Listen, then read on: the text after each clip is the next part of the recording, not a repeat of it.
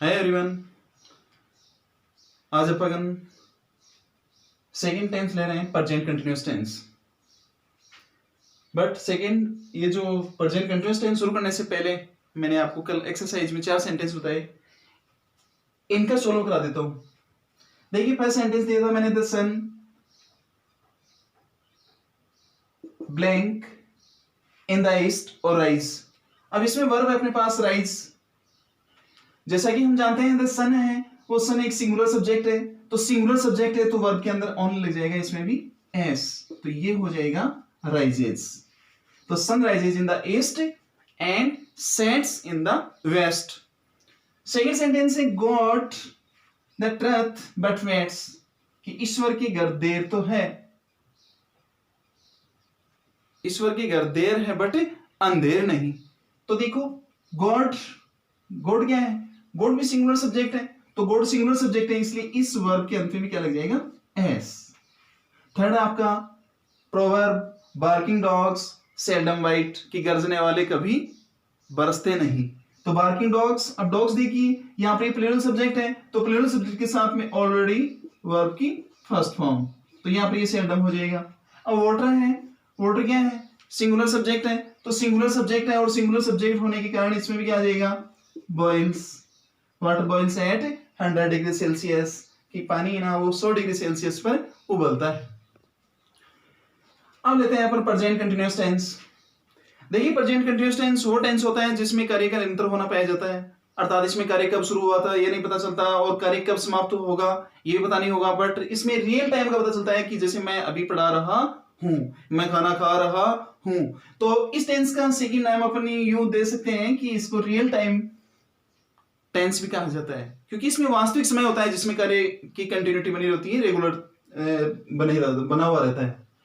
तो present continuous tense को पहचानेंगे कैसे, प्रेजेंट कंटिन्यूअस टेंस के हिंदी वाक्यों के अंत में, तो इसकी इंट्रोडक्शन लें अपन हिंदी में, तो इंट्रोडक्शन इन हिंदी, तो हिंदी के अंदर तो जो भी वाक्य है उस वाक्य के अंत में आ जाएगा रहा हूं, रहे हैं, रहा हूं,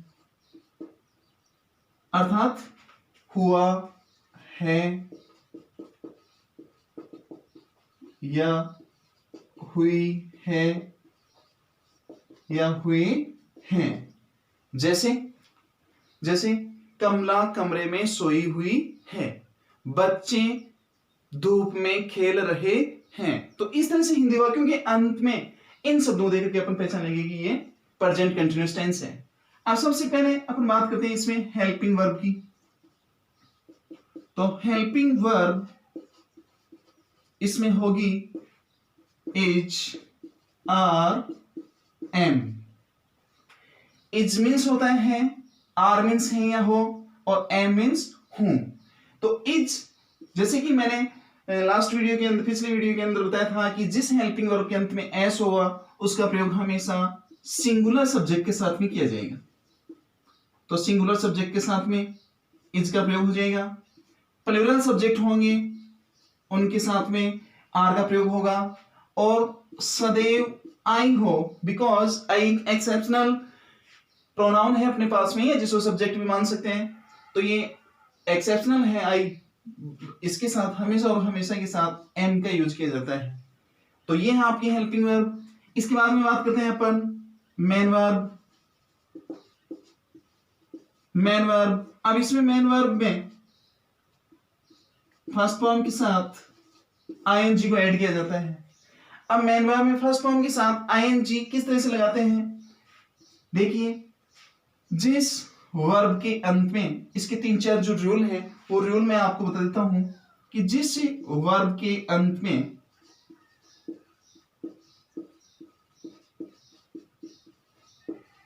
ए हो तो एक को हटाकर आईएनजी लगाते हैं।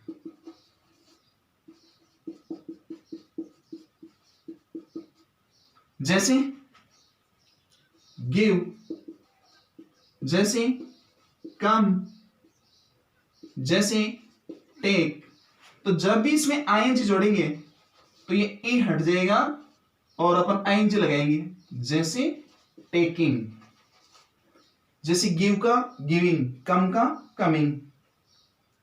सेकंड है आपका कि जिस वर्ब के अंत में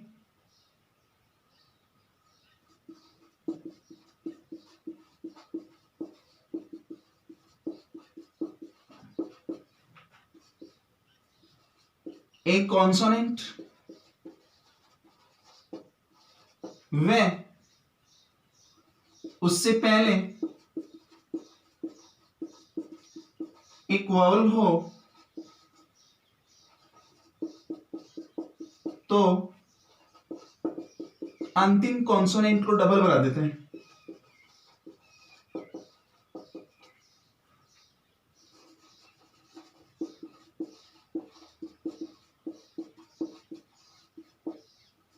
जैसे रन या कट, तो इनमें आईएनजी लगाएंगे तो ये आपका डबल बन जाएगा। जैसे रन, तो इसमें हो जाएगा ये डबल एन, बिकॉज ये अंत में एक कॉन्सोनेंट है और ठीक इससे पहले एक वोवल है। तो जैसे जिस कॉन्सोनेंट के पहले एक वोवल हो तो अंतिम कॉन्सोनेंट को डबल बनाकर आईएनजी लगाएंगे। अब इसी से मिलता जुलता एक रूल और है कि अंत में हो कॉन्सोनेंट और उससे पहले दो वोवल्स आ जाएं तो उसमें आईएनजी लगाते इसमें किसी प्रकार का कोई परिवर्तन नहीं करना है, जैसे बीटिंग। फिर रूल नंबर थर्ड, जिस वर्ग के अंत में आई ई हो तो आई ई को हटाकर वाई आई एन जी लगाते हैं।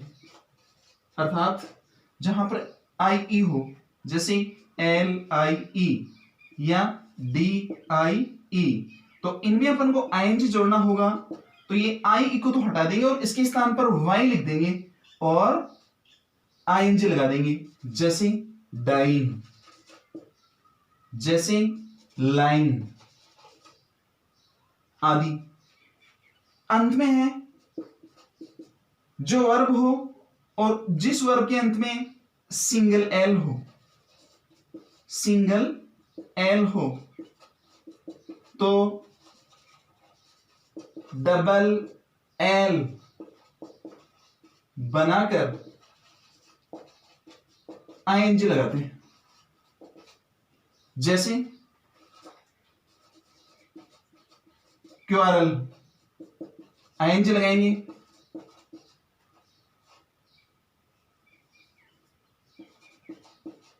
तो ये डबल एल हो जाएगा।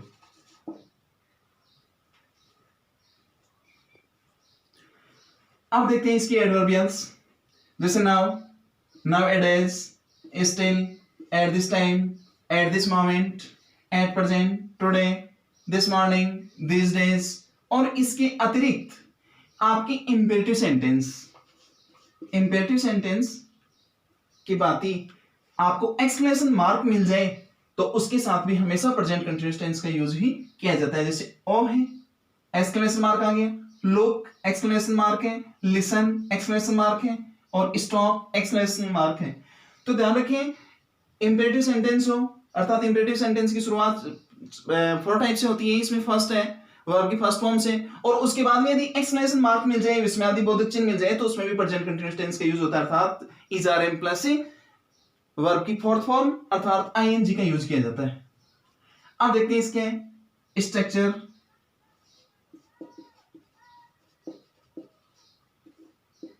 अफर्मेटिव सेंटेंस,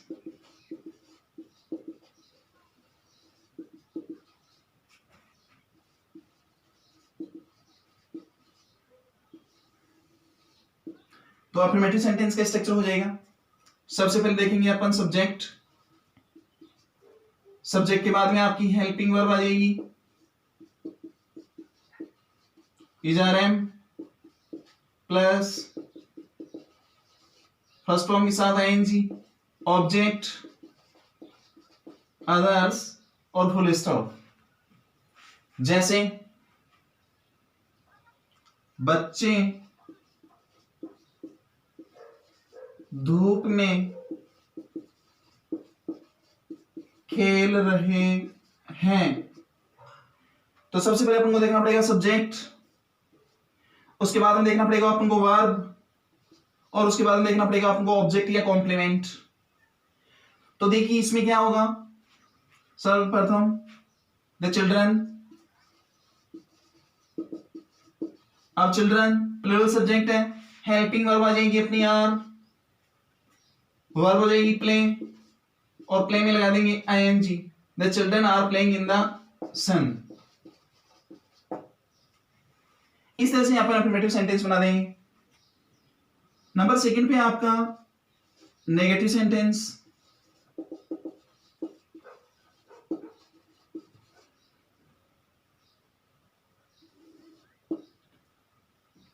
तो नेगेटिव सेंटेंस का स्ट्रक्चर हो जाएगा, सबसे पहले वो सब्जेक्ट होगा, उसके बाद में आपकी हेल्पिंग वर्ब होगी is are am plus not plus ING, object, others और फुल स्टॉप। जैसे वनीता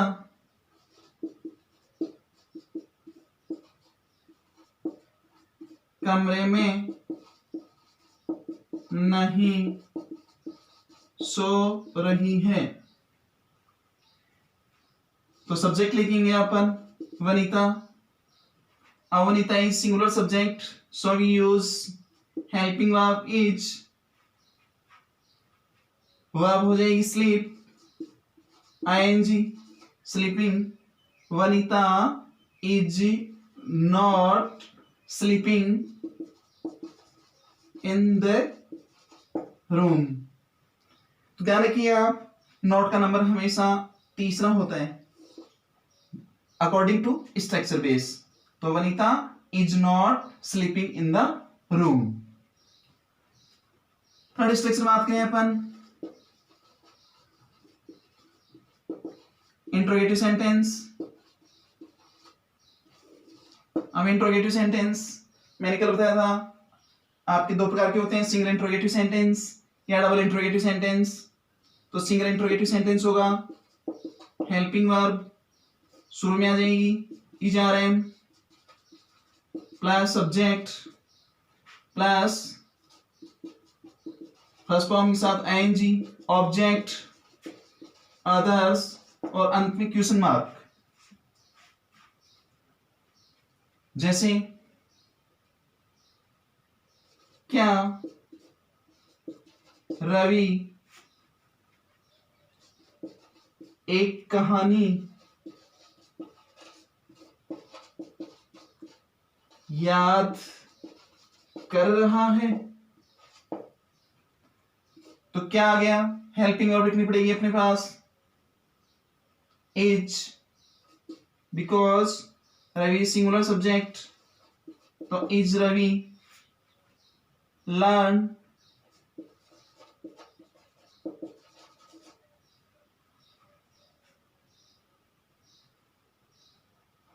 ए story, is Ravi learning a story. अब इसी को ही लेते हैं अपन इंट्रोगेटिव नेगेटिव सेंटेंस में। तो इंट्रोगेटिव नेगेटिव सेंटेंस होगा वो आपका जैसे हेल्पिंग वर्ब है और हेल्पिंग वर्ब के बाद में सब्जेक्ट आ रहा है, तो सब्जेक्ट के बाद में आपका नोट रोड लग जाएगा इसी में। जैसे क्या रवि एक कहानी याद नहीं कर रहा है, तो इसका इंग्लिश में डायरेक्ट ट्रांसलेट कर रहा हूं, is Ravi not learning a story. अब अपन ने affirmative negative interrogative interrogative negative sentence बनाना सीख लिया है। तो आप किसी भी पासबुक की सहायता से आप एक्सरसाइज को निकालेंगे और उसमें आई हुई प्रॉब्लम्स को आप कमेंट बॉक्स में जरूर बताएंगे। और मेरा गार्जियंस और जो इस वीडियो को देख रहे हैं उन बच्चों से भी मेरा अनुरोध है कि आप सभी इस वीडियो को देखें और इस लॉकडाउन की अवधि में जरूर आप बेसिक जो कंपोनेंट हैं वो जरूर तैयार करें। अब देखिए कुछ ऐसी वर्ब्स हैं जिनका यूज प्रेजेंट कंटीन्यूअस टेंस में नहीं किया जाता, जैसे कि मैंने बताया था वर्ब की फर्स्ट फॉर्म के साथ में आईएनजी लगाते हैं अपन, लेकिन कुछ ऐसी वर्ब्स होती हैं जिनके साथ प्रेजेंट कंटीन्यूअस टेंस में इनका यूज नहीं किया जाता, अर्थात इसमें बैन ऑफ आईएनजी होता है, बैन ऑफ आईएनजी होता है, इज़ाम के साथ में आईएनजी का यूज नहीं किया जाता। फर्स्ट आपकी verb of perception, verb of perception के साथ में भी हमेशा आईएनजी का यूज नहीं किया जाता, जैसे I hear with our ears, कि हम हमारे कानों से सुनते हैं, आंखों से देखते हैं। इस प्रकार की जो परसेप्शन वर्ब होती है इनमें आईएनजी का यूज नहीं होता। नंबर सेकंड होती है वर्ब ऑफ इमोशन, जो भावनात्मक वर्ब्स होती हैं, क्रियाएं होती हैं, उनके साथ में भी आईएनजी का यूज नहीं होता। I like you, I liking you नहीं होता। ऐसे डिसलाइक, हेट और लव, इनके साथ किसी के भी साथ में आईएनजी का यूज नहीं किया जाता, अर्थात इनका यूज हमेशा प्रेजेंट या सिंपल प्रेजेंट टेंस में किया जाता है, न कि प्रेजेंट कंटीन्यूअस टेंस में किया जाता है। इसी प्रकार verb of position, verb of position के अंदर आपकी जैसे हैज, हैव, हैड, अपने पास में किसी वस्तु वर्तमान समय में है उसको शो करने के लिए अपन हैज और हैव का यूज करते हैं, और पास में कोई वस्तु थी और अब नहीं है उसके लिए अपन हैड का यूज करते हैं, तो इनके साथ में भी कभी आईएनजी का यूज नहीं होता।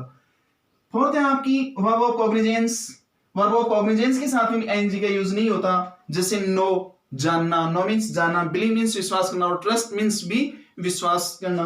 तो इस प्रकार से नो, जैसे आई नो यू, मैं तुम्हें जानता हूं, ऐसा नहीं कि मैं तुम्हें जान रहा हूं। इस प्रकार से इस कंटीन्यूअस टेंस में इस प्रकार की मेन वर्ब आती हैं तो उनके साथ में आईएनजी का यूज नहीं होता। अब मैं आपको एक सेंटेंस दे रहा हूं जिनका आपको सॉल्यूशन कमेंट बॉक्स में जरूर देकर के बताना है।